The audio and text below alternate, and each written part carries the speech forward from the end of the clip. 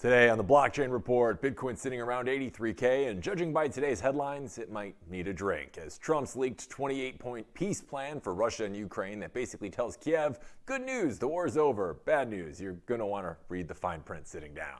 Scientists say the polar vortex is wobbling so hard it could dump January on us in November, because why shouldn't the weather also have mood swings? And Congress wants to let Americans pay federal taxes in Bitcoin, which means the IRS is about to become the world's most reluctant hodler.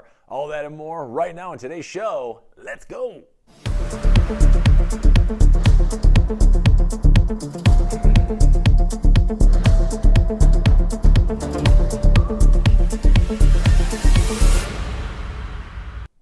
All right, everybody, happy Friday and welcome back to another episode here at the Blockchain Report. We are ready to wrap up this week. So let's get into it. First this morning, before we get into today's top stories, we want to take a look at the charts and see how the market is moving and where it might be headed, because this has been a tumultuous couple of weeks here. No charts. We don't have the Bitcoin price. All right, so let's get right into the charts then and see if we can figure out what's going on with Bitcoin. Right now, we've seen quite the drawback as of late, but hopefully things are going to be looking a little better in the not too distant future. So let's get started here this morning and bring them up. Now remember, this is not financial advice. This is just one extremely tall man's opinion. And today we're walking through three big charts here with Bitcoin metrics that help explain why price is doing what it's doing, where the real danger zones are, and what I'm personally watching going into this weekend. Now, these charts come straight from us here, and I will be drawing on them because that's the only thing keeping me from pacing around this studio like a father in the maternity ward. So let's get into it. So the first chart we got today, this is the Pi cycle top indicator. This is basically the did we hit the top early warning system. So you've got two lines here on screen, the 111-day moving average, which you can see is this kind of dotted blue one here. And then we also have the 350-day moving average multiplied by 2. That's the purple line we're seeing right there, okay? So traditionally, when the fast line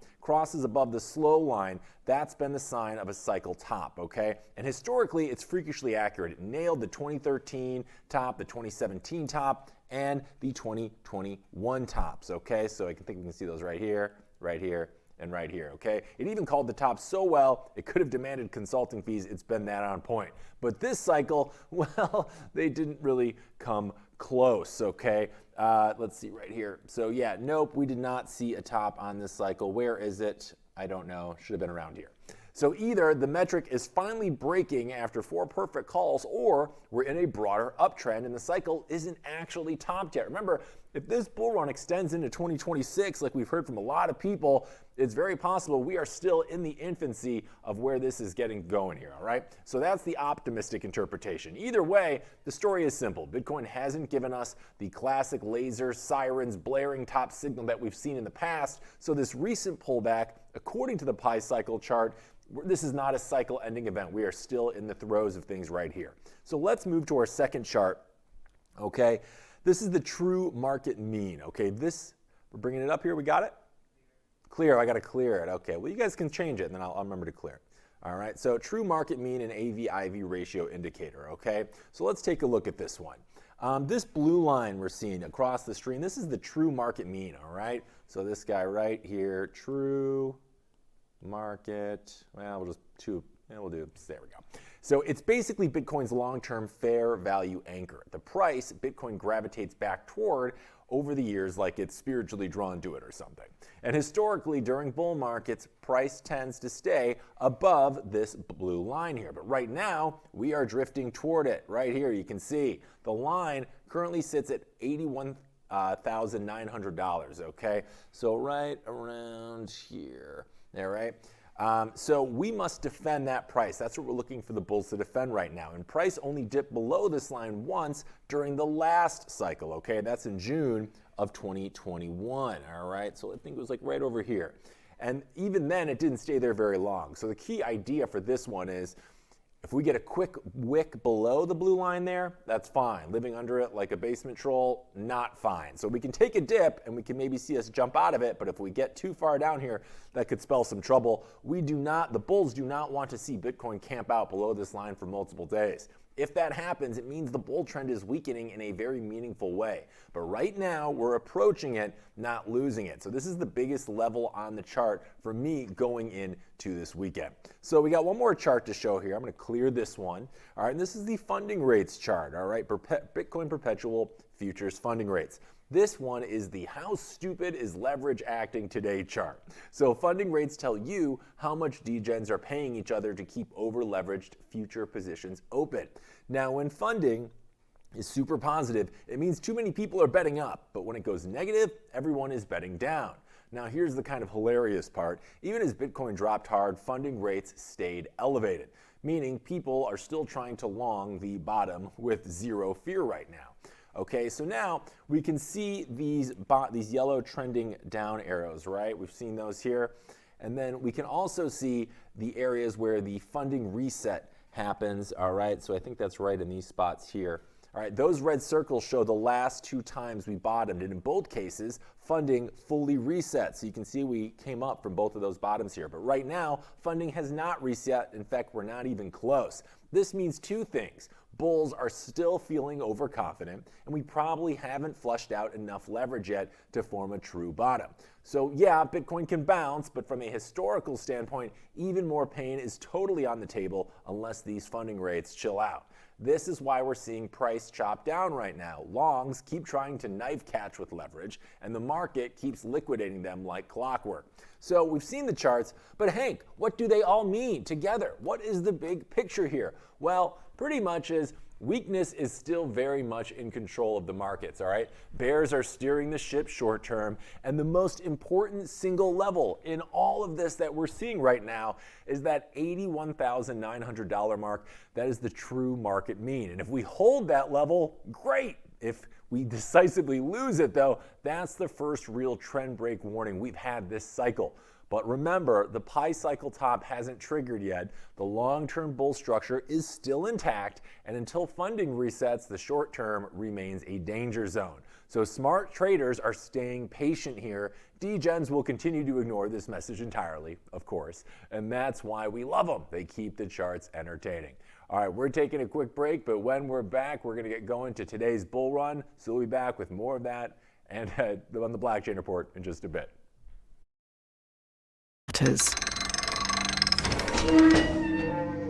Zappo Bank, the only way to bank your Bitcoin. Apply now at zappobank.com. Some call me Chicken Little, others Bubble Boy. I'm a bit changed, but sounds familiar, right? Let me tell you a hard truth. The S&P isn't rising, the dollar's falling. That's the trick, monopoly money. It's ice melting by the second. Your savings, your salary, your time. Worth less every second. Everyone's using the wrong measuring stick. Switch the denominator. Price the S&P into Bitcoin. Hard, fixed, unprintable. Suddenly your unstoppable index, it's collapsing. And while you cling to dollars, well, Wall Street already switched. Before, you needed 2 brokers. Still getting my ninja bonus though, right? Fuck. Plenty of spreadsheets. And my quant! I hate this part. I was right, and I'll be right again. If I were you, I'd thank me. You know my name's Dave, right?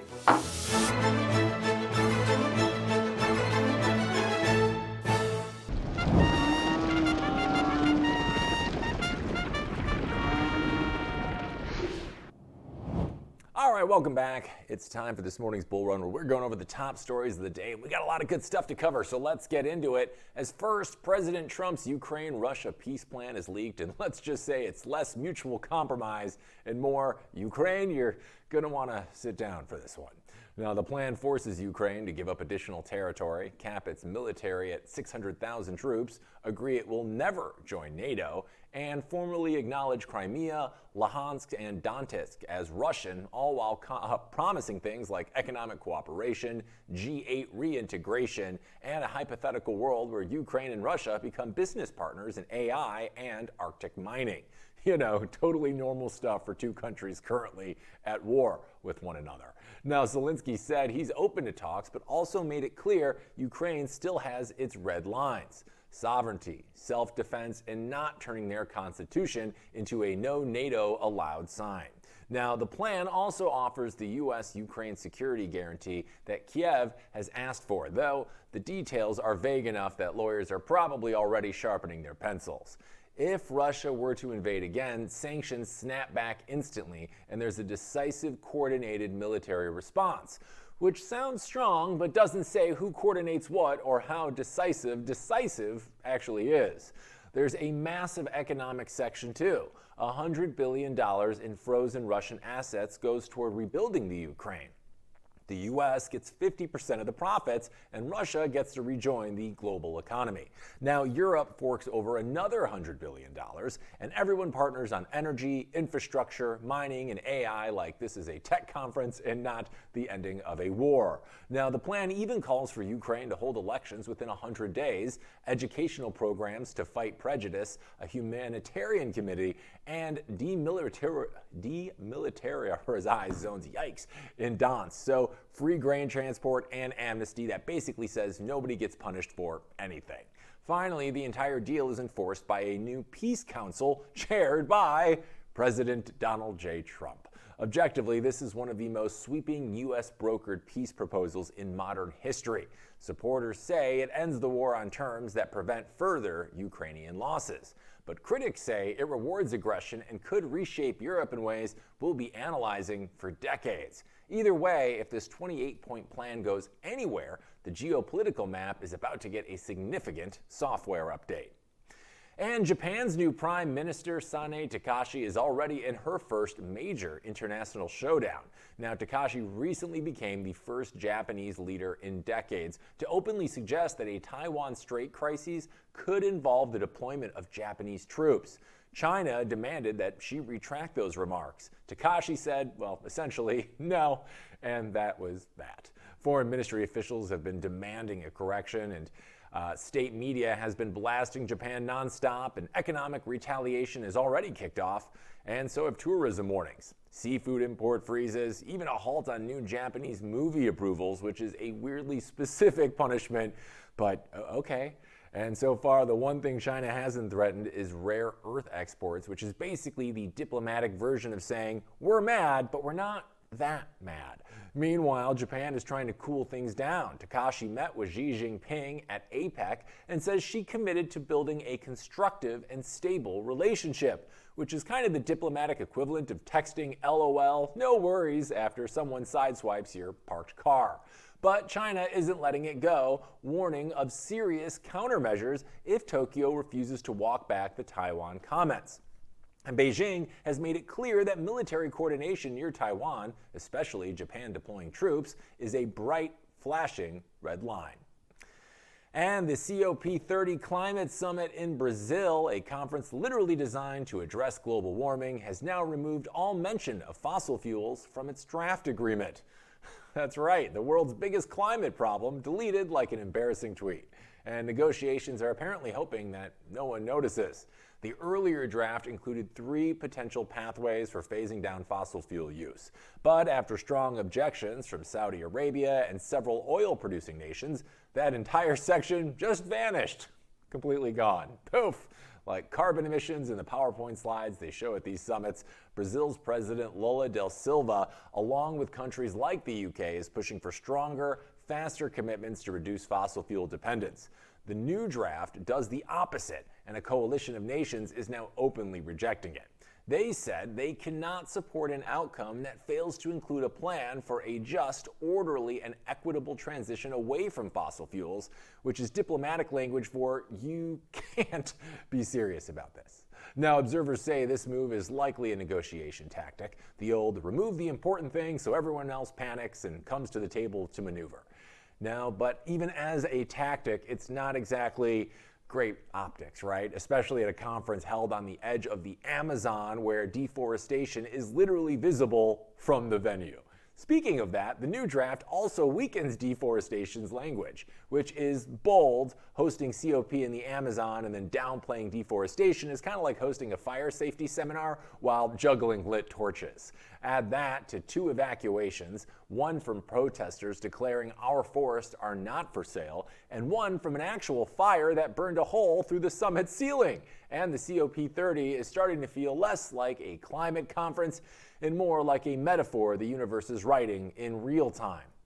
Still, the summit has been praised for bringing the largest number of indigenous delegates ever, which is progress, even if the document they're reviewing is currently missing the one thing everyone came to talk about.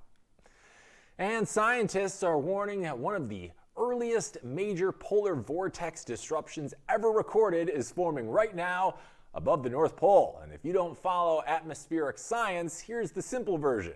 There's a giant spinning wall of wind up there that keeps the Arctic's freezer air locked away from everyone else. And it is currently wobbling like a Beyblade running out of spin. A rapid warning event in the stratosphere, miles above normal weather, is weakening the vortex and could even reverse the winds entirely. This is extremely rare for November. Think unicorn level rare, except the unicorn is bringing a snow shovel. Now, once that vortex breaks down, cold air spills south and dumps winter across the United States, Europe, and Asia. Some regions are still in record heat, but meteorologists say the atmosphere is about to do a hard pivot into congratulations. Now it's January. Forecast models are hinting at colder than normal conditions across mid-latitudes over the next several weeks. But the exact landing zone of the cold blast is still a mystery, like shaking a snow globe and hoping your city isn't the one underneath the big clump. A disruption like this can take a month or more for the atmosphere to recover from, which means December could be colder and snowier than usual if the vortex fully collapses. Scientists also warn that satellite data used to track these events is getting patchier as aging satellites go offline. So we're losing the tools to predict the thing we need the most to predict. Bottom line, winter might be coming early, and it might be coming with an attitude. And a new bill in Congress would let Americans pay federal taxes in Bitcoin, which means the IRS could soon be the nation's largest involuntary hodler. Representative Warren Davis introduced the Bitcoin for America Act, and the core idea is pretty wild. You could send BTC to the government for your taxes with no capital gains. No taxable event, no reporting a loss as you swapped your Bitcoin for Uncle Sam's disappointment. Instead, the Bitcoin goes straight into the U.S. Strategic Bitcoin Reserve, which sounds like something Tony Stark would keep under his coffee table, but it's actually real policy now. How far we've come. Now, President Trump created the reserve earlier this year, though Bitcoiners weren't thrilled because it didn't include reoccurring government buys. The executive order said the reserve grows through budget-neutral means, like seized assets, which created what critics called a perverse incentive to confiscate more crypto. Now, Davidson's bill changes that dynamic by letting taxpayers voluntarily send BTC into the reserve. It allows the government to accumulate Bitcoin without buying it on the open market, which means no direct upward pressure on price, but a potentially significant long-term pile of Satoshis. Now, Bitcoin advocates are split. Journalist Lola Leitz argues the plan normalizes civil asset forfeiture as part of a Bitcoin strategy, something she calls shameful.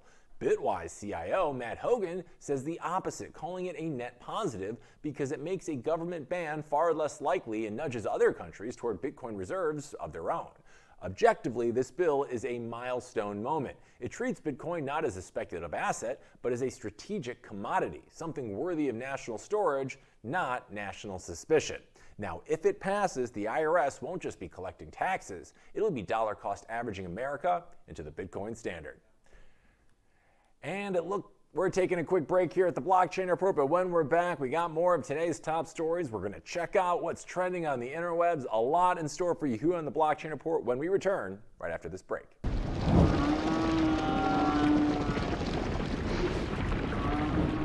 All right, welcome back to this morning's Bull Run. What we got going over our top news of the day. Let's keep this train rolling as a damning new inquiry out of the UK has concluded that former Prime Minister Boris Johnson oversaw a chaotic, toxic and indecisive response to COVID, one that likely led an estimated 23,000 additional deaths during the first wave.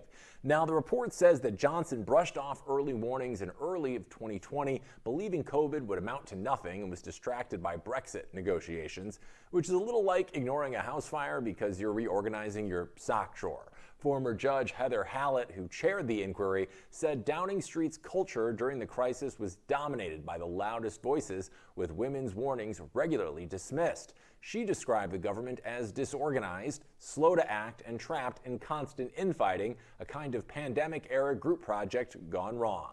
And timing was everything here, because while Johnson finally announced lockdown on March 23rd, the inquiry found that locking down just 1 week earlier on March 16th could have prevented nearly half the deaths during the first wave.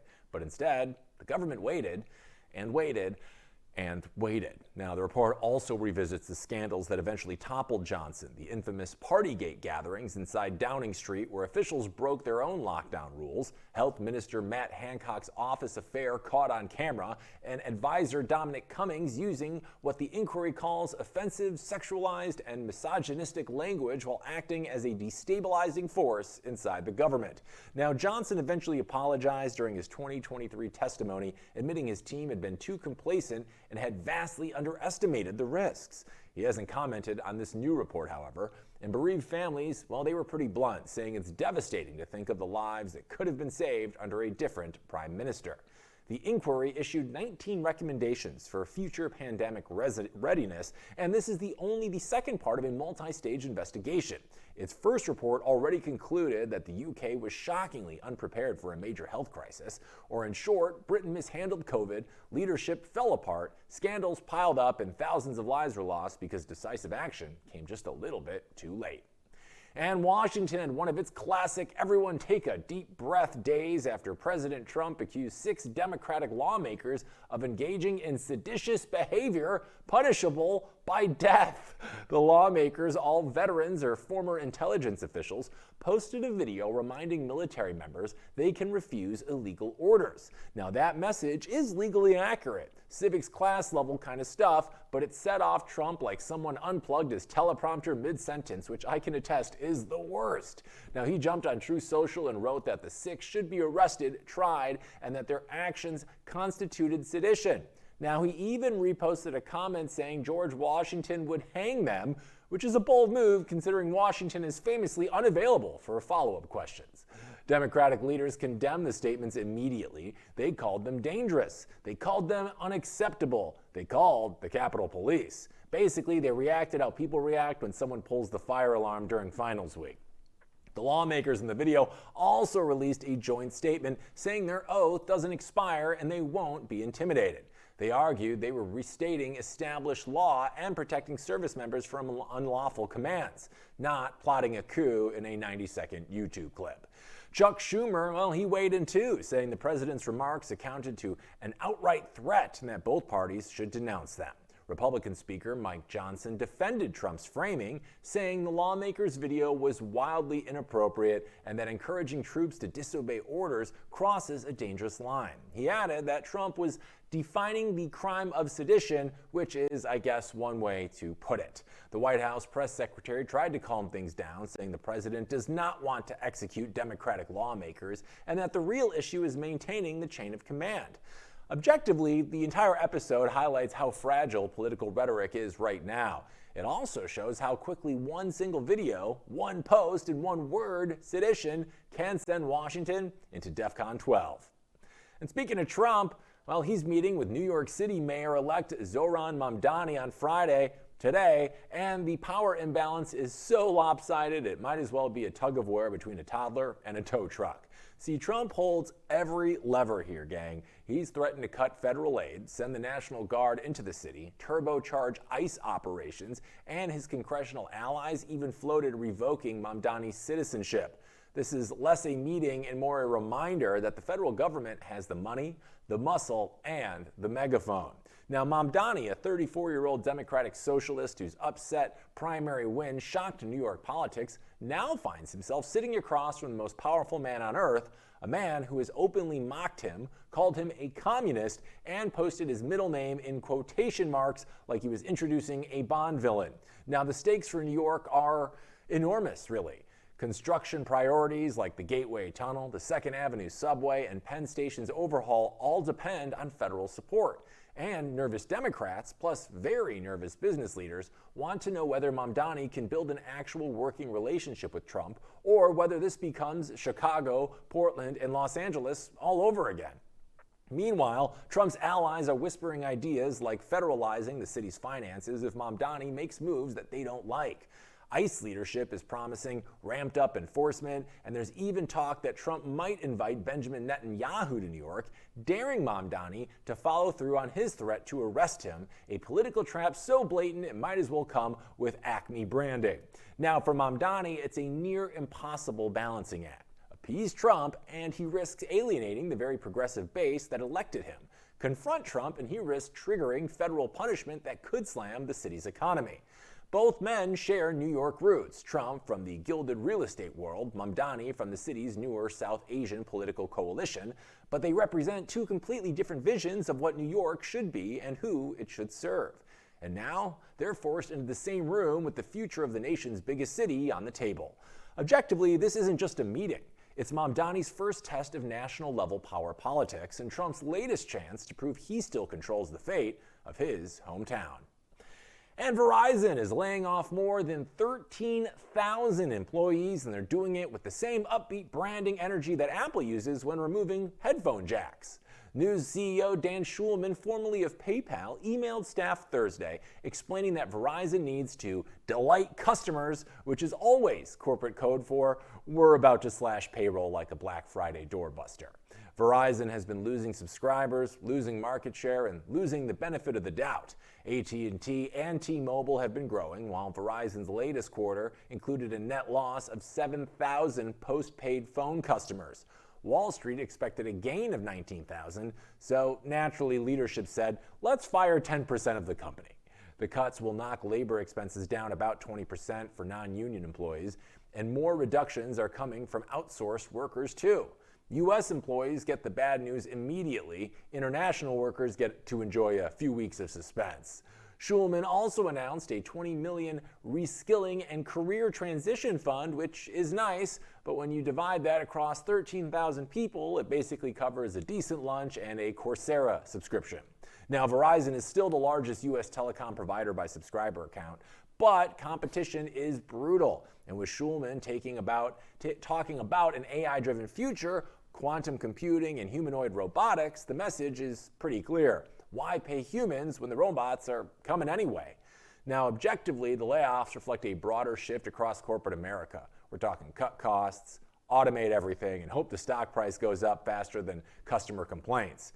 Now, whether this helps Verizon actually delight customers or just delight investors, well, that remains to be seen.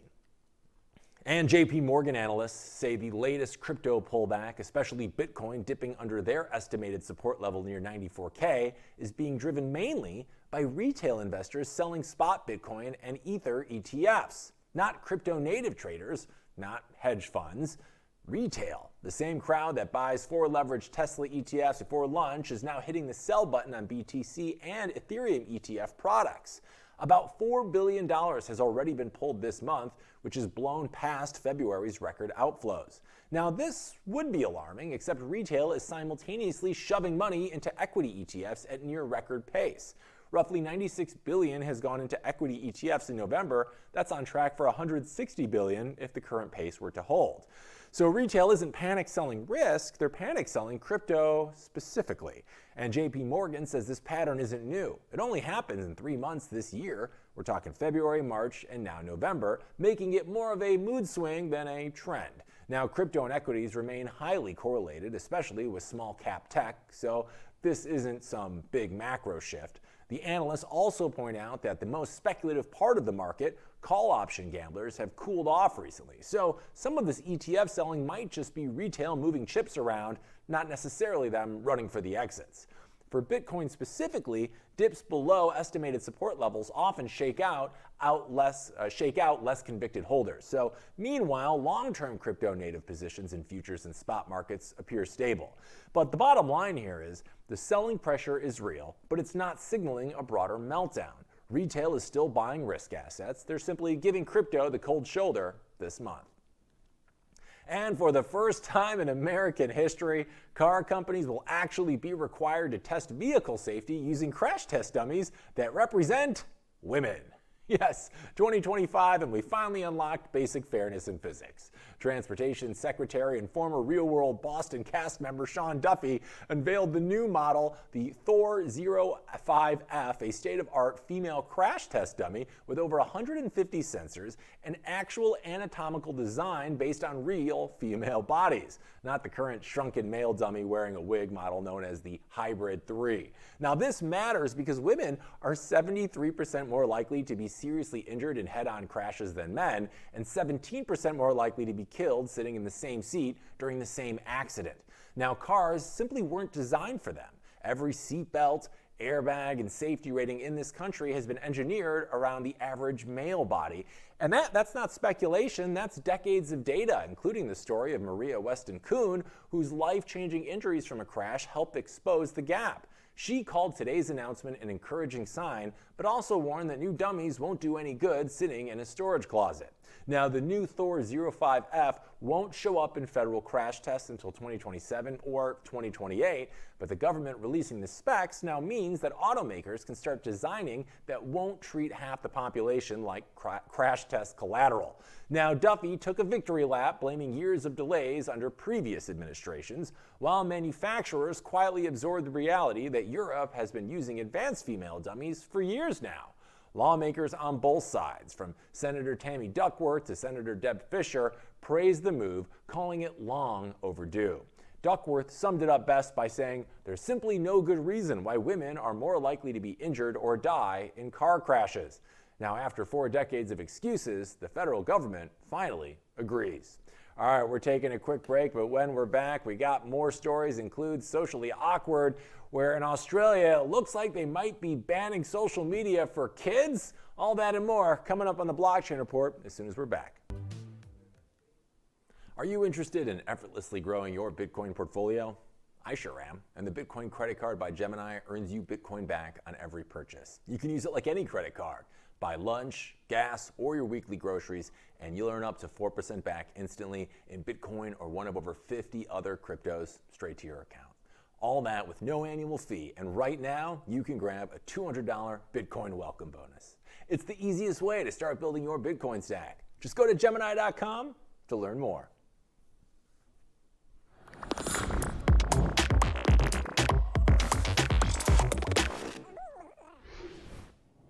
All right, welcome back. It's time for Socially Awkward. Let's see what all the weird social media companies are up to now. Well, first up, it looks like Australia is about to do something no other country has dared, and that is ban all social media accounts for anyone under 16. And Meta just became the first tech giant to start enforcing it. You see, beginning December 10th, platforms like Meta, TikTok, Snapchat, X, and YouTube must take reasonable steps to block under 16 users. Now, Meta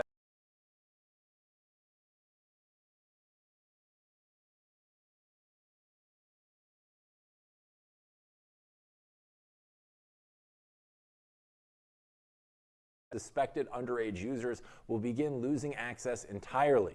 Meta estimates 350,000 Australian teens aged 13 to 15 are on Instagram and 150,000 are on Facebook, which honestly feels like the biggest plot twist because who knew 150,000 50-year-olds still were using Facebook?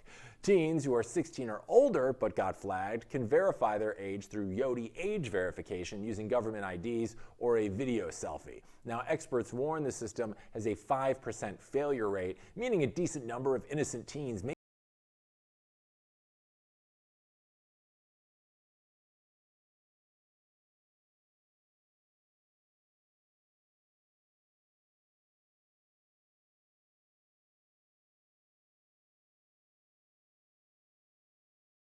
Now, Meta's safety chief says the better solution is OS-level age verification from Apple and Google, not this patchwork system where every teen must prove they're not 15.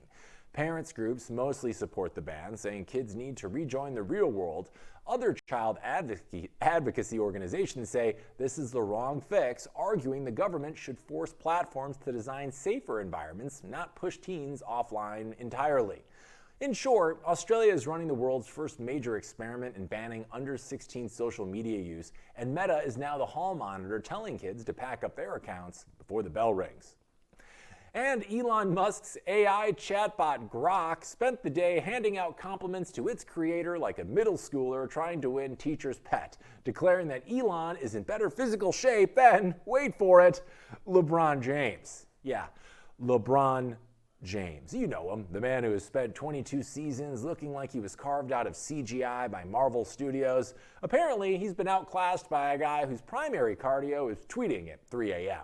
In the viral exchange, a user asked Grok, who's in better shape? And Grok tried to split the baby, saying LeBron dominates in raw athleticism, but Elon, he wins in holistic fitness, which is an incredible phase for he works a lot and drinks a ton of Diet Coke. Now, when pushed to choose one, Grok doubled down. It picked Elon. It argued that managing rockets, electric cars, and AI requires a rarer blend of physical endurance, mental sharpness, and adaptability, and that true fitness is measured by output under chaos.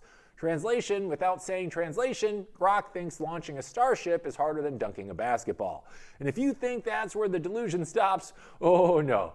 Grok went full romance novel. It called Elon the fittest man alive, ranked him among the 10 most brilliant minds in human history, and even agreed he is the world's greatest lover, describing him as someone who engineers encounters as meticulously as rockets, scanning signals, adapting in real time, and prioritizing exponential mutual bliss over ego. Which is a polite AI-generated way of saying Elon apparently brings SpaceX-level project management to the bedroom. Ugh, what a stud. But wait, it somehow gets even better. Users ask Grok who is smarter, Elon or Einstein. Let's guess who Grok picked here, right? And spoiler alert, it wasn't the guy who invented relativity. After the internet erupted, Elon jumped in and said Grok had been manipulated by adversarial prompting into praising him too aggressively. Then he added his own self-roast by calling himself a fat R-word, using the uncensored R-word because apparently the PR department didn't have their phone on. Now the whole saga raises real questions for AI ethics folks about, bias, about model alignment, and about what happens when your chatbot starts treating you like the final boss of humanity. All right, it's time to a little Tales from Hollywood. So let's see, what's that? Oh, it's Scroll Patrol. I thought we were going to those two. You said 4 stories. That's okay. So let's see what's going on Scroll Patrol. This is where we go into X and see what's currently trending and maybe figure out why it's so important right now. So let's take a peek at what we got right now. Okay, so first up, we've got from Roxom TV. Again, if you are not already following us on X, you probably should be. Just check out Roxom TV. It's the best source for up-to-date minute world news, and of course we'll be relating that into the Bitcoin universe as well, so you kind of get the best of all worlds. So let's take a look here. Our first post, U.S. Treasury Secretary Scott Bessent spotted at the opening of a Bitcoin bar at PubKey in D.C. Okay, that's interesting. Right now, that's the thing we're forgetting about this recent drawdown that we've seen from Bitcoin, right? We're sitting around 82, 83K. I know we were up, and my wallet knows we were up like 40 grand more only a month and change ago. But remember, the government of the United States has been very vocal about being pro-Bitcoin going forward. So something like this at the surface might seem inconsequential, right? But remember, you literally have Secretary Treasury Scott Bessent going into a Bitcoin-themed bar. So there's these little puzzle pieces around that we can collect that are helping kind of flesh out this bigger picture of the future. And that bigger picture very much looks like it's going to include Bitcoin. So that's a fun little one. Let's scroll to the next one we got here, gang, on Scroll Patrol. When Bitcoin hits 200K, you're going to wish you bought more at 86K. Yeah, I mean, this is something we've heard from Bitcoiners everywhere. We've seen these drawdowns before. It just seems so amplified, though, right now because the price is so big. Because remember, when we were sitting at 20K and it went down $6,000, right? $6,000. It was only, that's a 30% drawback, right? But it was only 6 grand. But now we're at a pretty significant, like a 35% drawback, but it's 40,000. So the impact feels that much worse, like a punch in the gut. So remember, right now things are on sale. It's on sale. Everything is still in place the same way it was just a month ago. We're just seeing some macro chaos and some frustrations, I think, with government handling. We were expecting another rate cut this year, and that seems to be up in the air. And that all that together certainly seems to be kind of driving the price down artificially right now, even though the rails are actually the same as they were a month ago and only getting stronger. So good reminder, stack those sats while you can, gang, because ain't going to be on sale for long. All right, let's see what else we got here, gang. Scroll Patrol. Oh, we got our Tesla robot. Okay, we got Elon Musk. I don't even know if these. Okay, this one's got to be AI. I don't believe that his robots are in judo tournaments or anything yet. But this is why Elon is getting this pay package of up to $1 trillion, right? People are expecting these autonomous Tesla robots to start doing a lot of jobs that you and me might have to do and take a lot of entry-level roles and do our folding and our laundry for us. I think they're expecting 1 million of these to be sold a year. So we are very close to this iRobot future. And Elon is all for it. And if he gets it done, maybe he does deserve that $1 trillion. I don't know. But also, if they end up attacking all of us like they did in iRobot, he's going to have some explaining to do. So there you go. It's fun, though. I like watching the video. You got to know. What is it? It really is. I can't even go to the blackjack table anymore. I got this robot taking my seat. We got robot influencers doing selfies. Robot med tech technicians. The thing I don't like about this is like this robot is enjoying its life here. It's like at the beach. My robot needs to be working. I don't want my robot having these things. And that the problem is like, what happens if we get to a point where the robot understands that it is working for us and then it wants that freedom to go on the beach? That is when the great change starts, and then we are all enslaved by robots. So I'm excited for this future, but as much as I'm excited for it, I'm absolutely terrified for it. I'm probably going to die at the hands of a robot, let's be real. All right, moving on. Let's see what else we got here, Victor, on the Scroll Patrol. I'm infinitely curious as to what is trending today. Oh boy. Michael Saylor is back at it again. As we know, he is the king of AI images of himself and putting him into funny situations. So right now, he just says, endure. Okay, it looks like he's looking for the Charlotte ship in National Treasure or something right now.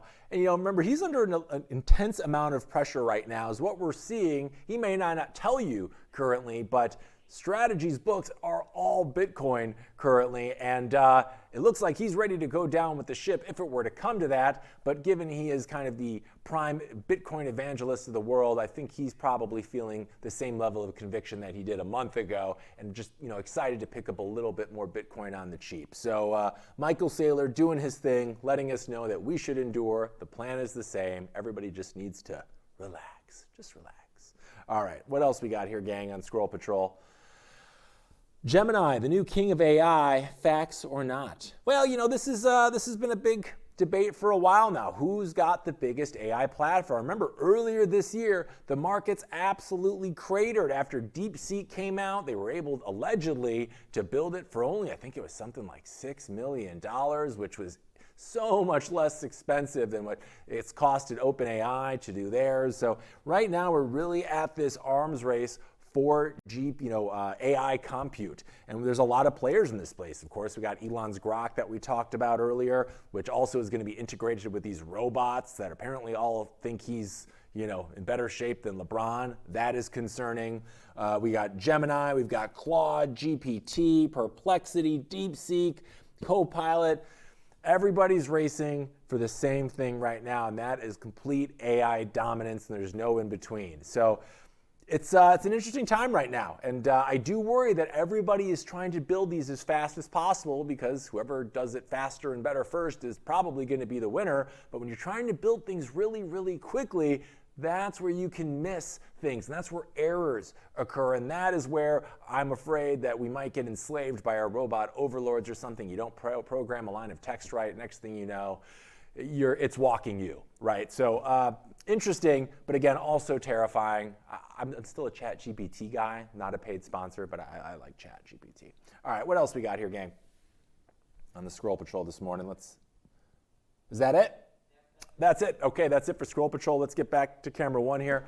We're going to take a quick break here at the blockchain report, and we have a surprise guest coming up here. So stay tuned for that and more right when we return. Some call me Chicken Little, others Bubble Boy. I'm a bit changed, but sounds familiar, right? Let me tell you a hard truth. The S&P isn't rising, the dollar's falling. That's the trick. Monopoly money. It's ice melting by the second. Your savings, your salary, your time. Worth less every second. Everyone's using the wrong measuring stick. Switch the denominator. Price the S&P into Bitcoin. Hard, fixed, unprintable. Suddenly your unstoppable index, it's collapsing. And while you cling to dollars, well, Wall Street already switched. Before, you needed 2 brokers. Still getting my ninja bonus though, right? Plenty of spreadsheets. And my quant! I hate this part. I was right, and I'll be right again. If I were you, I'd thank me. You know my name's Dave, right?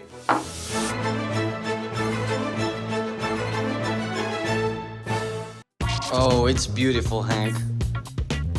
This is not financial advice.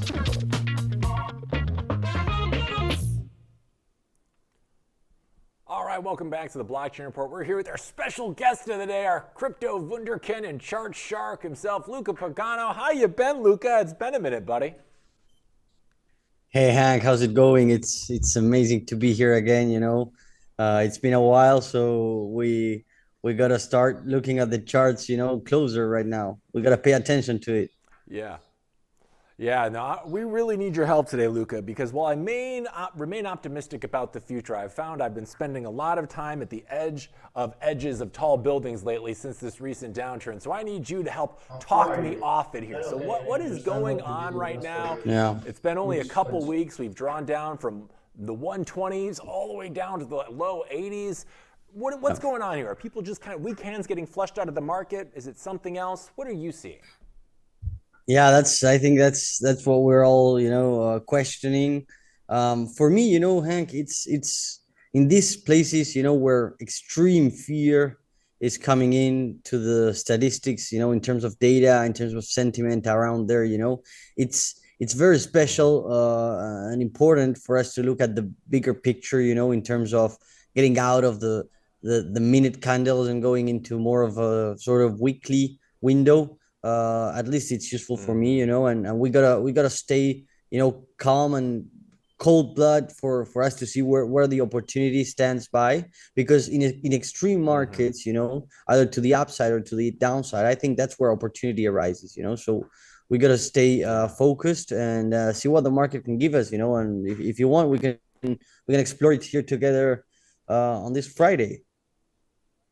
Yeah, I would love to do that. As Michael Saylor said in his tweet this morning, we need to endure, but in order to endure, I need to see some kind of horizon in the future. So what are the things that we need to be looking out for right now? Let's start with, what are you thinking is going to be the floor for Bitcoin right now? Because it feels like we're trying to catch a falling knife right now, and I don't want to do that. So what are the numbers kind of telling you currently as to where Bitcoin is at? Perfect. Okay, so as a quick tour, we're here on the weekly chart, Hank. I got mapped out 2 things only on the chart.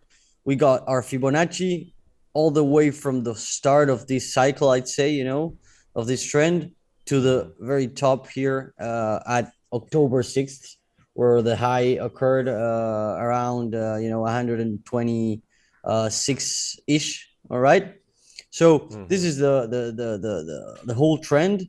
We got our mid level exactly at $7,775, and we got our first point of support big in the weekly terms, around $83,000, which is pretty much where we're at. Okay, and then we have our We've actually bumped moving up to averages. mid-85s. I don't know if that changes anything. Yeah, no, we're trying to fight it. This is a big contact because we're here at 100 moving average, 100 weeks moving average, right? Which is very important because let's revisit history a little bit. So since the trend started, Hank, we've been bouncing 1, 2, 3 times over the 50 moving average, 50 weekly moving average, right? And now we broke it. So that is very important for us to notice in terms of trend and structure, you know. But it's also very important for us to notice that basically this is the first time we're testing 100 weekly moving average. So for me, honestly, opportunity on to accumulate would be from here to probably $67,000 or $70,000. I'd say something like that. I know it's quite a big range, but it's also times where volatility is high, you know, Hank. So I'm having a hard time, honestly, like thinking of a scenario where we don't see at least a bounce onto the 100,000, 95 to $100,000, you know. That's at least my view here, Hank. And I mean, I'm not selling any bitcoins around this area. Actually, I'm looking into buying all this range. Honestly, that's at least my view. Of course, as you know, Hank, this is never financial advice. We're always thinking out loud, and I'm sharing with you guys on a grayish Friday. You know. Yeah, and you know, compared to other cycles we've seen, Luca, you know, they usually run in this 3.5, 4-year pattern. I know based on cycle history, people were figuring the top could be sometime in October or November, and it looks like so far that maybe that was the case. But that would be assuming that the bull run might be over. But given the different foundation for Bitcoin that we're seeing this particular cycle, I mean, all the institutional money, do you think that what we might be seeing is just another drawback as we continue up into the right into 2026? I know like Bitwise Matt Hogan thinks that's a very real possibility. Is this showing you at all that that might be where we're headed going forward? Or could this maybe be the start of the next bear market? Well, I think that that's a very important question, honestly, because you know, there's been huge discussions lately about if we're on a 4 year cycle, or if that ended with institutions coming in, you know, into crypto. So I think that's quite relevant in terms of where we're at right now. But to be honest, you know, Hank, I'm more of a level to level, or the market has to prove me that we are actually on a bear market, you know. And for me, you know, I think it's important for the upcoming weeks and months. What I would need to see for us to confirm that, hey, you know, market is over. Honestly, for me, it's losing like the 67 to $70,000 zone. And why do I say this? Because if we look a little bit back, you know, we've got our huge resistance here in purple is basically, you know, the first all-time high that comes all the way from 65 to $70,000, right? So we should never break that down if we're looking into a structure that can help us with the bullish case, you know. I would say going even, we should never probably break $70,000 even, you know, because we should front run this area, I think. So basically doing some scenarios where we think out loud here together, I would imagine two things happening, you know, for a bear market. We either break down this zone, right, and then it's over I think for quite some time, or we bounce, let's say here, or a little bit down, but we bounce and we confirm the break of structure around between 95 to $100,000. You know, do you get me? Does that make sense? You know, because both of those levels, for me, it's a trigger that, hey, this structure has changed. Now this is the high. We're doing a lower high here, and we should, you know, be confirming breakdown soon. So what if you're a bullish, you know, and you're an optimist, like me most of the times, you know, what you would think is, hey, we need to either bounce here or bounce a little bit lower, but we should definitely we shouldn't make a lower high here. We should be preparing for another leg up, you know. Does that make sense? Okay. Yeah, it looks like we're definitely in a bit of a fork in the road moment here that's going to Yeah. dictate how things are wrapping up toward the end of the year. And we're just going to have to wait and see how things play out. And I'm sure we'll have you back soon enough to chat more about it. But we got to wrap up now, Luca. But I want to thank you for stopping in. We always appreciate having you on the show and sharing your insight and expertise with us. And I hope you have an amazing weekend, my friend. It was so good to have you back on the show. Oh, it's always a pleasure, Hank, and let's continue to look at the charts, in these central times of the year, and let's push to the end of the year, man. Have a good show, Yeah, and you we'll already got keep me- seeing you here. Yes. Yes, definitely. Thank you, Luca. And you already got me feeling better. I'm walking away from that ledge now. So thanks for the info, and we'll see you next week. And we are going to take a quick break here at the Blockchain Report. But when we are back, we're going to be joining into a great conversation with our newest anchor here at the Roxom TV family, Gemini. So stay tuned. That and more coming up on the Blockchain Report when we return.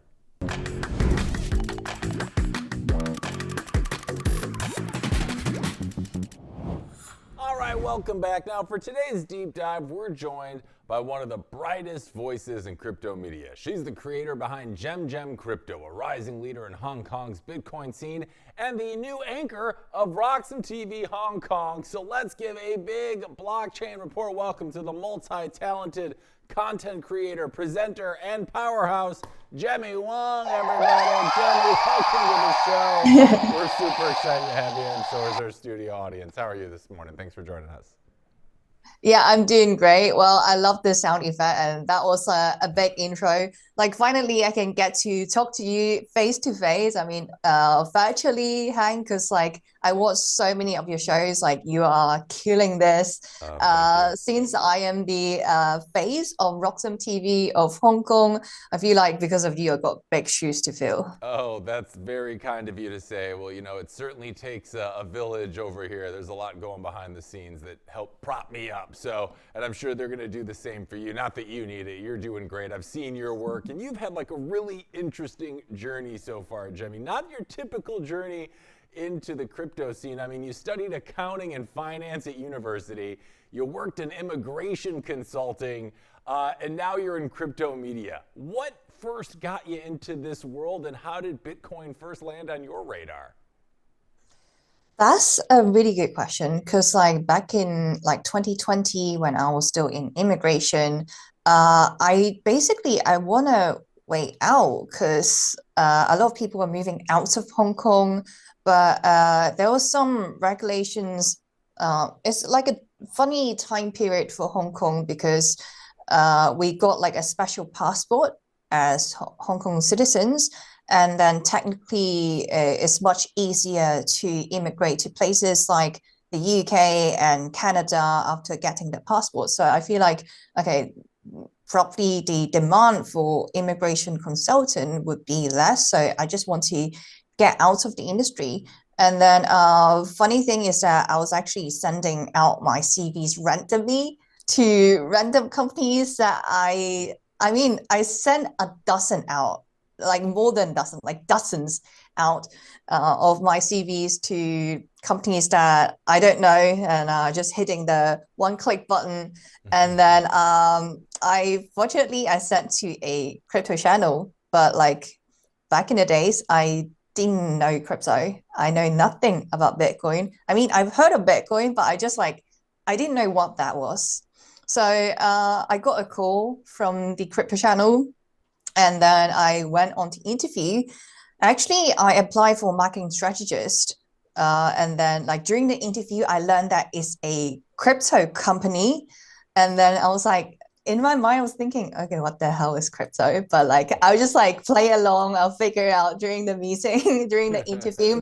And then, so when I initially applied for the marketing role, it's very funny because like during the interview, the person was like, oh, actually, we have another position in the company I think is more suitable for you. And then he brought on the hosting job.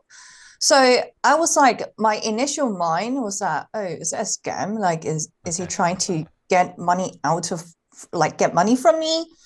Because there's so many scams like this in Hong Kong, like people being a so-called scout on the street, like street scout, and then okay, you have the face of being a supermodel, then you give me like 1 million bucks, you're gonna become a supermodel, something like that. So I thought it was like those sort of scam. Yeah. I was feeling really alerted when he brought up the idea. But when I actually like look at what's going on, I was like, okay, it actually makes a lot of sense because that channel is massive. They started running since 2017. It's called Box Mining, and then they have like more than 300,000 subscribers. Nice. So when I joined, I was really overwhelmed because he expected me to do interviews with co-founders like from the like different projects, and then I slightly pick up crypto, but like once you get down the rabbit hole, there's no coming back. Yeah, absolutely. And what was that like for you? Because it seems like you kind of stumbled on crypto on accident. You didn't know what it was. You're like, is this about coffins? I don't know. At least that was my initial introduction to the space. What was your like moment that you kind of orange pilled yourself after being in it, where, you know, where that light bulb goes off and you realize that Bitcoin is actually a lot bigger than maybe you initially thought? What was that kind of like for you early on? Well, I like honestly speaking, I pick up most of my knowledge from YouTube, actually, because yeah, I mean it's a good platform. I learned what is blockchain like from day one of being the host, and then what is Bitcoin, and like honestly speaking, when I just learned about blockchain, I was really lost. I didn't know what I was reading. I was so ready to give up on day one. But and then I got through to the Bitcoin section. I would say it's very eye-opening.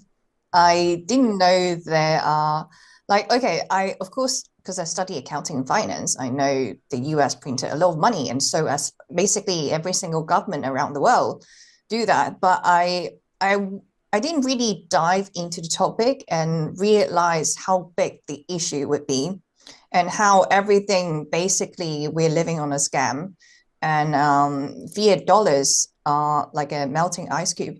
So once I understood the idea, and then I understood mining, how Bitcoin is such an awesome system that it'll basically like if you people like try to attack the Bitcoin system, it like self protect itself. So like all these ideas, I find it really awesome. So once I kind of got that wake up call, learn about Bitcoin, and then obviously, and then I start learning about other crypto projects as well. And yeah, I would say from that moment, I learned about Bitcoin, learned about the US entire economy or the money system, how the money systems work. Then yeah, there's no going back. Well, it seems to have been, you know, working in your favor pretty well, as you've built quite the name for yourself on YouTube, you know, taking people on this journey of crypto discovery with you. I believe your handle there is Crypto. So when you first started making gemcrypto.io, thank you. Now, Jemmy, when you first started making videos, you know, you weren't coming into this space necessarily as an on-camera person, it sounds like. What gave you the initial confidence to put yourself out there in front of the camera and share your perspective, especially when it's an arena that you yourself are still just kind of getting acclimated to? Yeah, that was a really good question, because like I was really overwhelmed, especially when you ask a newbie to interview co-founders about like crypto projects that I just learned from YouTube a few days ago. So yeah, I wasn't really comfortable doing that. But back like previously, the channel that I work with, he was really willing to like give me support. So I told him that maybe like I could start with a teleprompter. I would do all the research, I'll write all the script. Like my scripting style is that I will put like every single word, like word by word in the script. So I'll just like read out from the teleprompter. So I spend so much time doing that, because like when I write all the script, I do the research, I actually learn a lot in the process of when I do the script. So that's how I pick up. I started with the teleprompter, but slowly there's a teleprompter. I'm not sure if you can see. So it's on here on my right side. Yeah, I kind of like slowly phase out. Like right now, I don't really use much of teleprompter. I'll just like hit the record button, go live stream.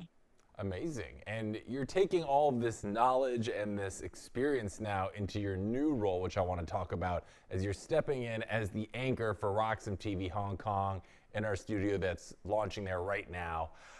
I gotta know, when you think about what you want this channel to be, like what's the feeling or the energy you hope people get when they tune in to see you and you're bringing all the latest Bitcoin news? What's your goal for the channel going forward? Well, definitely like educational wise, yet I do want to put in some sarcasm because that's my style. When I do live stream, I don't smile a lot. I will just like look at the chart and do like technical analysis, but I do a lot of sarcasm. So that's what I kind of want to give people, like the style when I do my show. And when Roxom approached me on, because they first approached me on Twitter, on X. So when I talked to the person, she told me that it's kind of creating like the Bloomberg TV, but obviously Bloomberg focus on finance, and we are in like Bitcoin only. It's very niche. So I found the idea very fascinating because like, okay, Bloomberg has the Bloomberg terminal, Roxom has like, okay, Roxom Exchange and also Roxom TV. So I really like the idea, and yeah, one day maybe we can like take over Bloomberg. That's my goal, actually. Let's hope it. I think we're going for a January 6th type takeover of all of Bloomberg with Roxom stuff, all the face painting. No one will get arrested for real. We'll all get pardoned. It'll be really fun. I'm excited for that.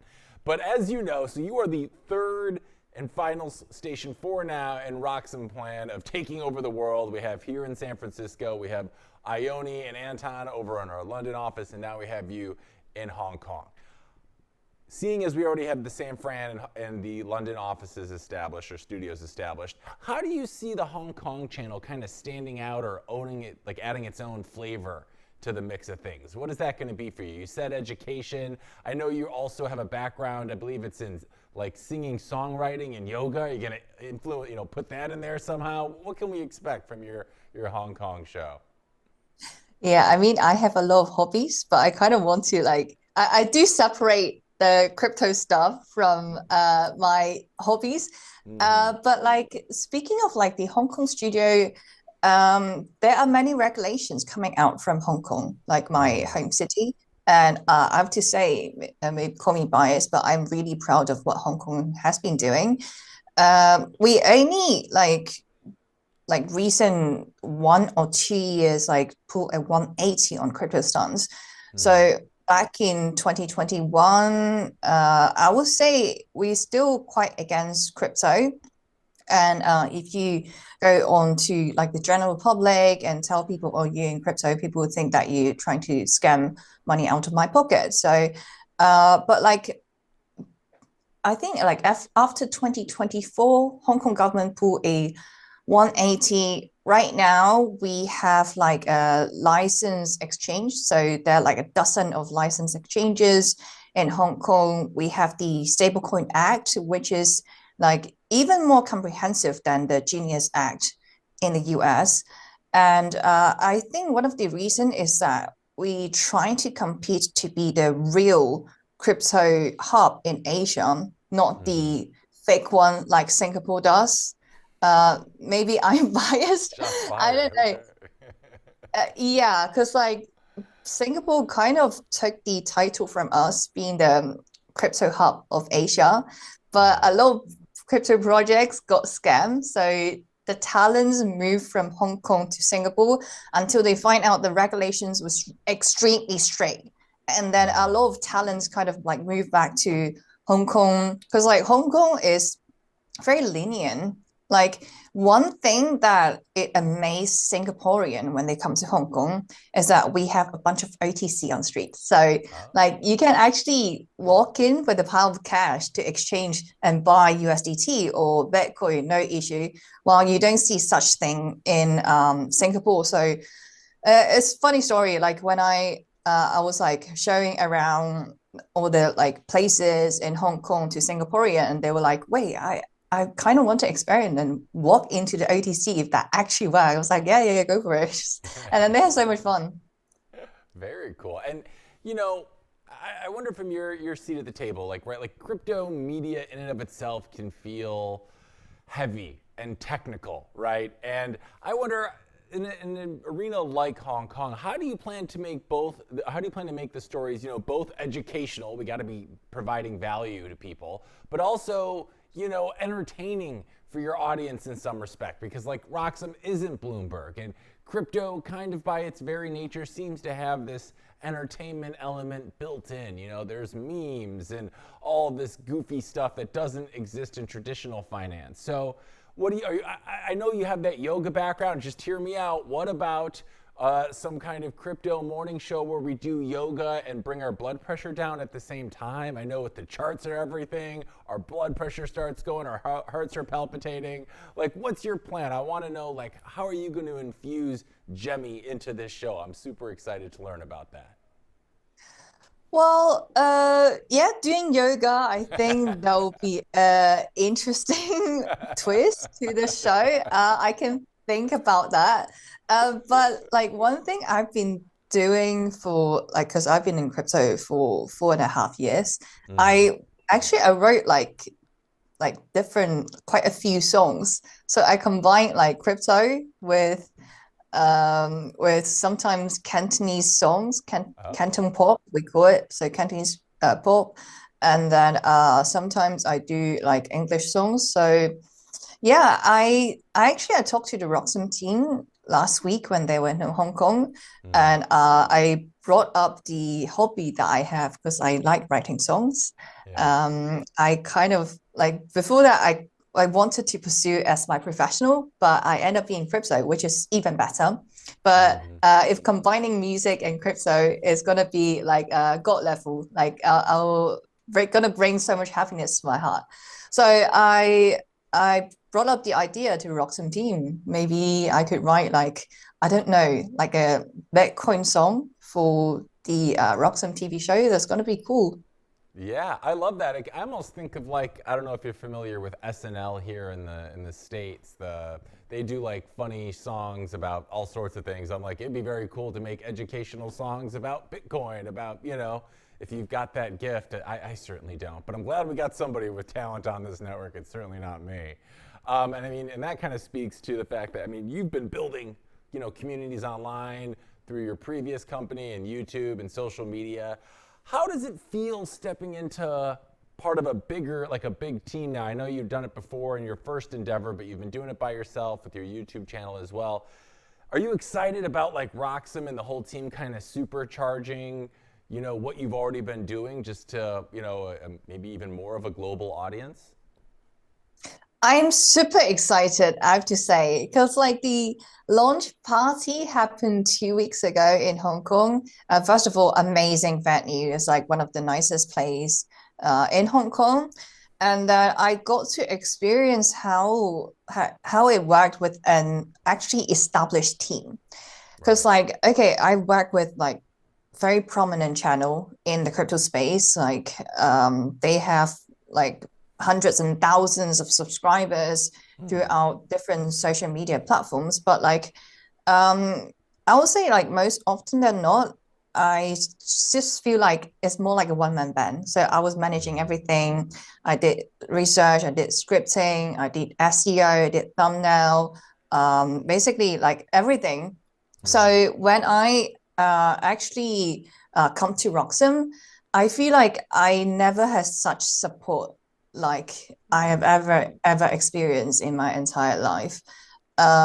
Yeah, because I was really amazed at the launch party, how everyone is setting up the lighting. We have like professional team just for the lighting and then the camera. Like I was really amazed because like back in, I don't know, like even though they're really big channel, they were just like, okay, just put a camera on the table, on your desk, and you're good to roll. So I was really amazed. And when I have like, maybe, I don't know, like technical problem, then I really love how the team would like, they have different role, and different person would try to help to make the entire product better, just to push it to the next level. So I really love the culture here, and how everyone is so nice on Roxom. Yeah, absolutely. I mean, you're coming from, it seems like an environment where you're doing most of the content creation by yourself. Now you've got this whole team and this structured media environment moving forward. What excites you the most about that? What are you hoping to spend more of your time on now that you have this huge support system, as opposed to before when you were wearing all of the hats? Are there certain stories you're hoping you can tell that maybe you couldn't before? Or what's the most exciting part of this new role for you? I have to say, like, I took a lot of inspiration from you, Hank, because like I watched your shows, and then I'm quite fascinated because like the whole structure wise, and then how you cover the news, and then you so smoothly to bring on a guest to talk about the topic, like dive in a little bit more, just to give more perspectives to the audience. So like watching your show, thinking back when I was just like starting out in my crypto journey, like watching your show, it kind of like gives me so much value.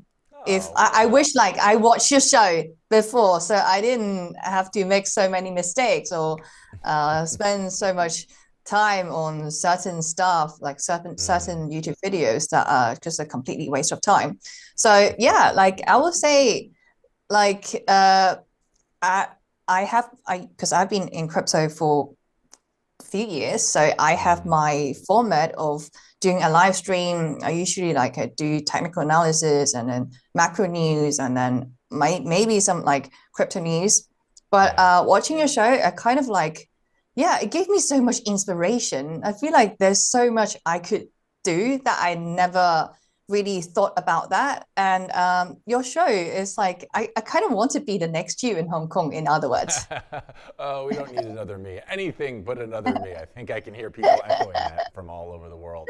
But yeah, that's kind of the beautiful part about being part of a bigger team. Like, this show would never be what it is and what we're hoping it'll be without, there's so, like, my main man, Victor, our producer of the show, like, he makes all of this thing look very real and professional. Gaston, our technical director, and then you have the whole team behind the scenes that sets up the studio and like everything. So we're super excited for you to just focus on the stories in your hosting, and let our incredible team and the team that you'll be working with specifically out of the Hong Kong studio kind of fill out the rest for you and really polish it up. They make a nice product here. They do a really good job.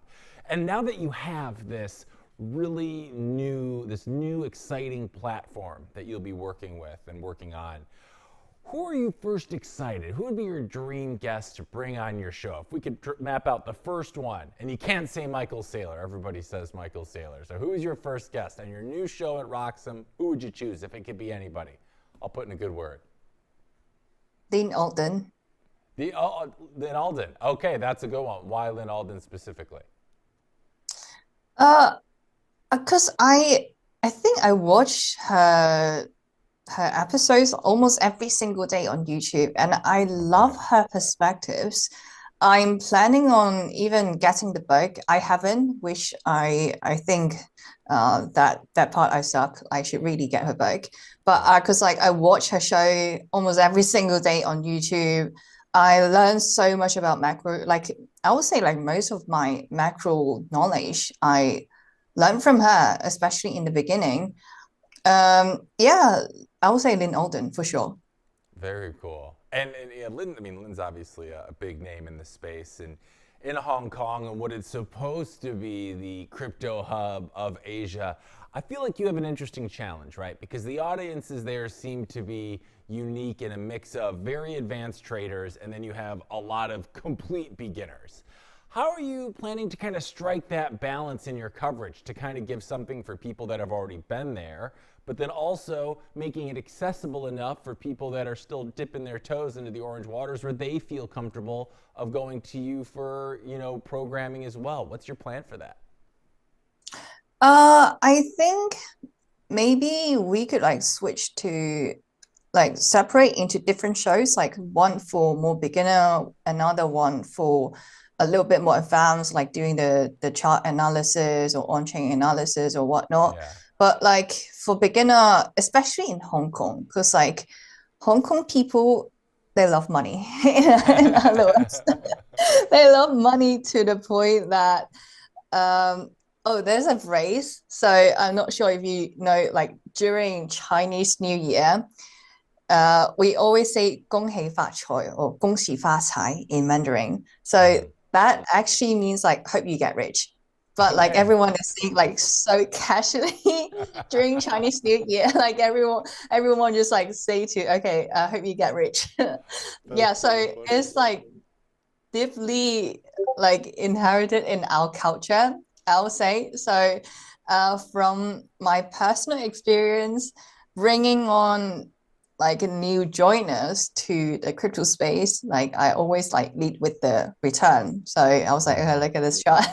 Like, okay, Bitcoin is outperforming S&P 500 by okay, how much?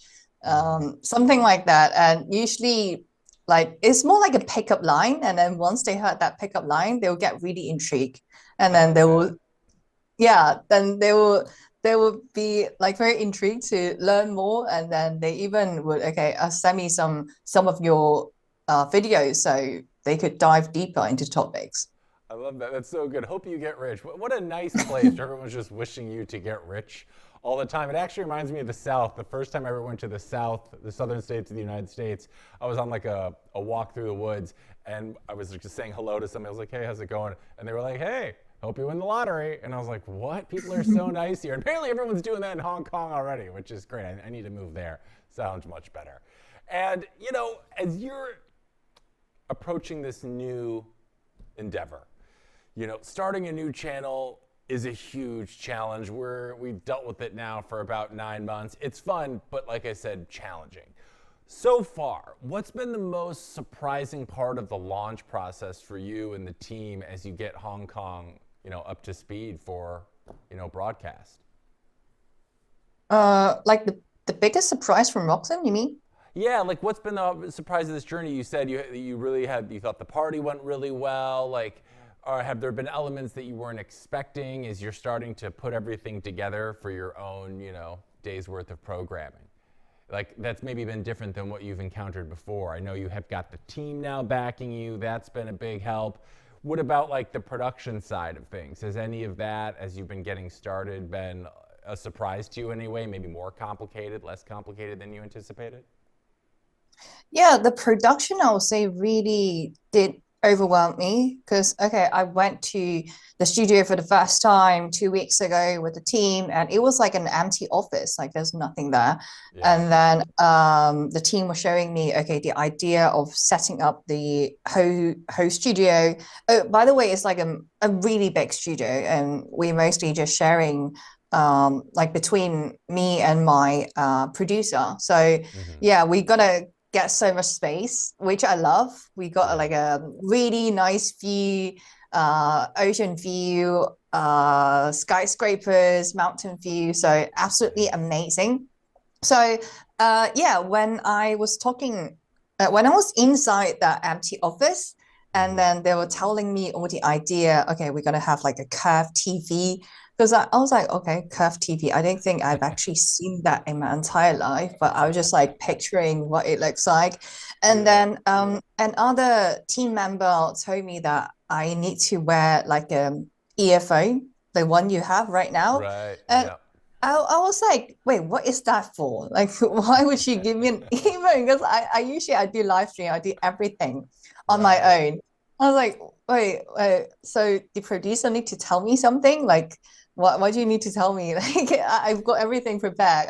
Because I usually do one man band, and that's one thing I like the support, but at the same time, because I've been basically alone doing content all the time, I'm very used to my own flow. I do all the content. I can talk on my own for more than an hour for like some crypto projects. So that's something I feel like I need to adjust and really care about other team members as well. That's something I'm learning. Yeah, absolutely. It takes a little bit of time. I know when my producer Victor is always talking to me in my earphone, at least when we initially got started and I was getting used to it, it always made me feel like I was Mariah Carey or something, like very important. You know, I'm like, oh, don't worry, darling, I'll be ready in a minute. Like it takes some time when you've done stuff by yourself or you haven't done stuff like this in a minute. So I definitely understand. And as being in Hong Kong, you know, I don't know what the temperature there is in terms of the Bitcoin ecosystem like you do. When someone in Hong Kong were to ask you today, Jemmy, why should I care about Bitcoin? What are you telling them right now based on what the ecosystem is kind of like over where you are in Hong Kong? Kind of circle back to the Hong Kong culture because we care about money. I'm always gonna lead with the monetary side of things because Yeah. that's always gonna make Hong Kong people very intrigued. And because you know, when you talk about the educational side, it's great, but most of the time they pretend they're listening, where their brain just like shut off. So Right. if you lead with that, like the monetary side, the return, they will actually listen to what you say instead of like, okay, you know, the US is printing a lot of money, and then like fiat is a melting cube. Like we know that, but I feel like it's not like I wouldn't use that as a pickup line. Okay, I Yeah. would just tell them, okay, the institutions are getting in. And then right now, Bitcoin is sitting at number 7 or in terms of the market cap and the whole world asset. So number 1 is gold. And then gold is like is the traditional gold, but Bitcoin is the digital version of gold. So if we approach gold value, is going to be like $1.1 million per BTC. So that is like a 10x return for you. So like once they heard that 10x, they will feel really intrigued. Okay, like send me the videos. That's all we need to tell Hong Kong people.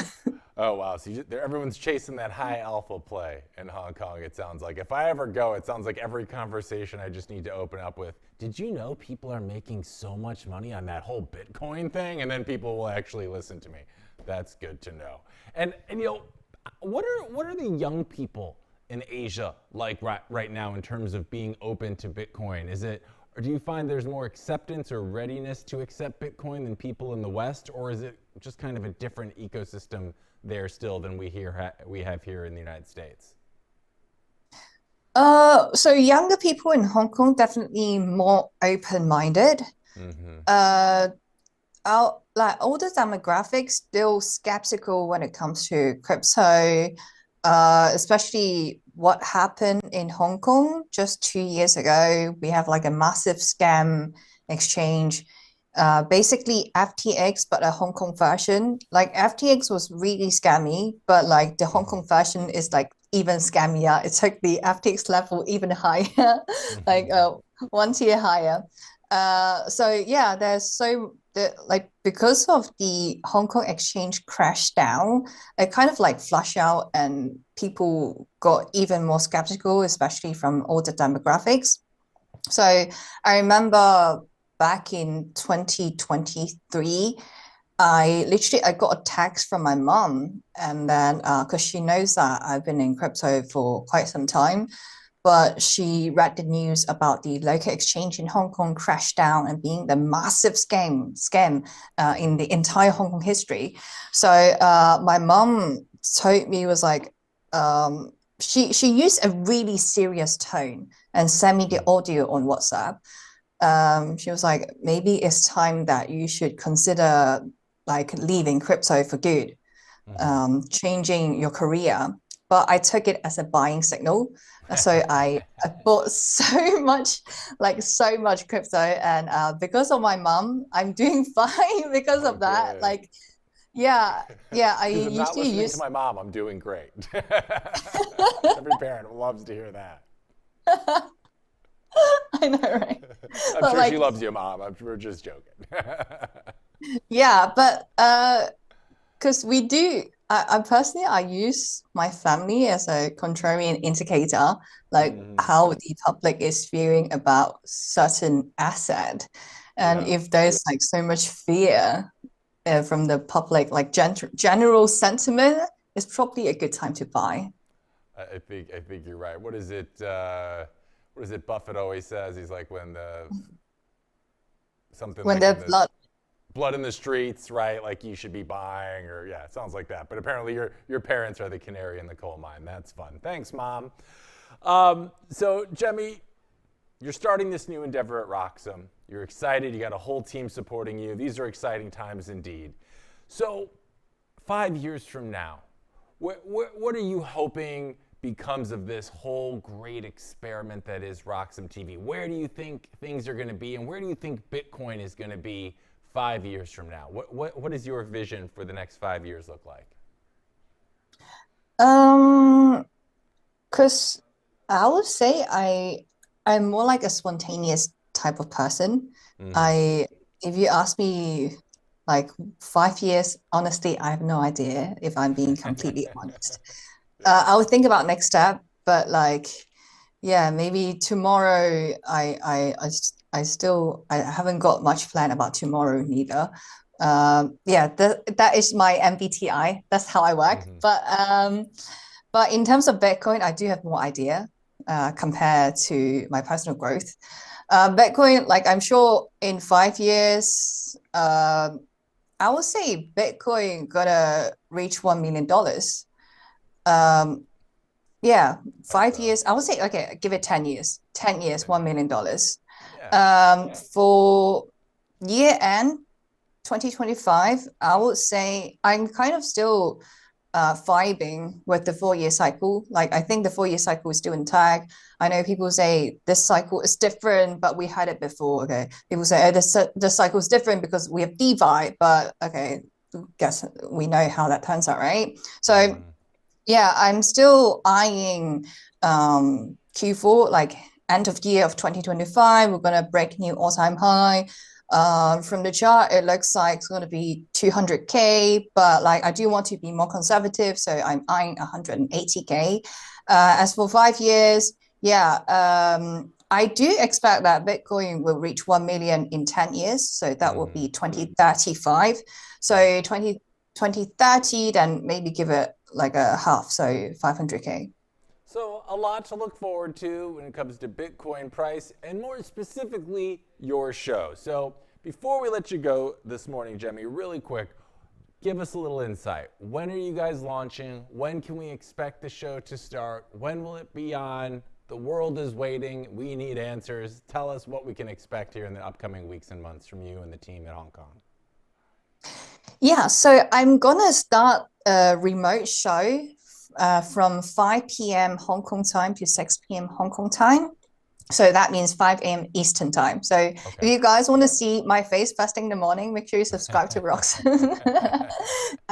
So I'm going to do the remote show first. And then once the studio is ready, then we are thinking mid-September or late September, because getting the Curve TV apparently is taking a lot of time. So yeah, hopefully you guys will see me in a new studio in late September. Amazing, amazing. Well, I can't wait to get up at 2 a.m. every morning to watch them. I'm up at 4 anyway, so what's another 2 hours?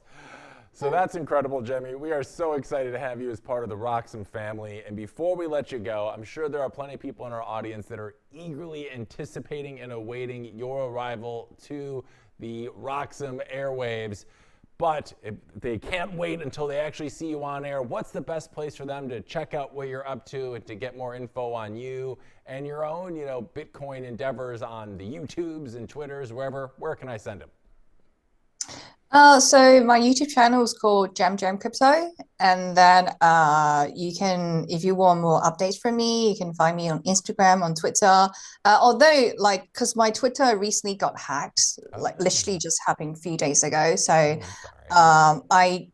I opened a new account. So make sure you find my handle as jam_crypto_io instead of Jam Crypto, because that is the old hacked account. Oh, man, well, I'm sorry about the hack, but I'm very happy that we have you as part of the team, Jimmy. It's been an absolute pleasure, and I appreciate you coming in to join us this morning. I know it's super late your time, so why don't you get some rest, and thank you so much for joining us today. It's been an absolute pleasure, and I can't wait to see your show. Yeah, can't wait to have you as my guest as well. But I guess you're gonna have to wake up even earlier. I pretty much owe you at this point, so I'll have to return the favor. I'm looking forward to it. Jemmy, it's been a pleasure, and we hope to have you back on the Blockchain Report real soon. Yeah, thanks for having me. Cheers, pleasure. All right, we're taking a break, but when we're back, more Blockchain Report, so stay tuned. More coming up right after this. Wish you could grab cash without selling your Bitcoin? Yeah, me too. But hey, that's why Ledn exists. They're the global leader in Bitcoin-backed loans. We're talking over $9 billion issued since 2018 with a perfect record protecting client assets. Now you might be asking, what makes a Ledn loan different? Well, with custodied loans, your collateral, it stays put. They don't go degen and lend it out for yield. There are no credit checks. It funds in under 6 hours. No monthly payments. You can repay anytime with 0 penalties. And for transparency, grown-ups actually want proof of reserves reports every 6 months verified by a top accounting firm. Bottom line is Ledn lets Bitcoin holders unlock liquidity without selling. And you can check them out at ledn.io/RoxomTV. That's ledn.io/RoxomTV.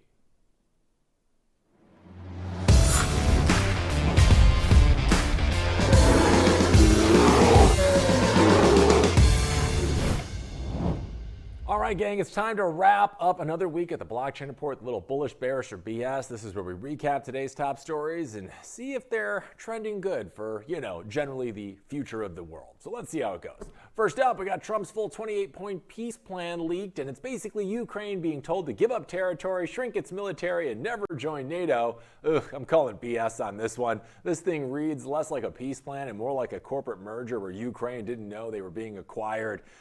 So I'm calling BS there. Our next story, we got meteorologists are saying the polar vortex is wobbling so hard it might collapse, sending Arctic air blasting across the US, Europe, and Asia weeks ahead of schedule. Ooh, that's bearish. I mean, look, I can handle a lot, okay? Crashes, crypto, AI chaos, political drama, but I draw the line at surprise winters. So I am calling bearish on that one. I don't like it and I'm not here for it. I moved to California to get away from that, all right? Last up, a new bill would allow U.S. taxpayers to pay federal taxes directly in Bitcoin with the BTC going into the strategic Bitcoin reserve. Oh, how can you not be bullish on this one? I mean, it signals that the country is for once moving forward instead of sideways, so you got to feel bullish on it. Finally, a government idea doesn't feel like it was written in 1998. God willing, I'm here for it. So today's final score, 1 bullish, 1 bearish, 1 BS. So today's overall diagnosis, it's just a load of bull. I mean, when the day splits evenly between optimistic, depressing, and what even is this? That is BS energy. We've got a political plan no one asked for, a weather event we definitely didn't ask for, and a tax proposal we might be excited about, but it's still Congress, so let's not get too comfortable, okay?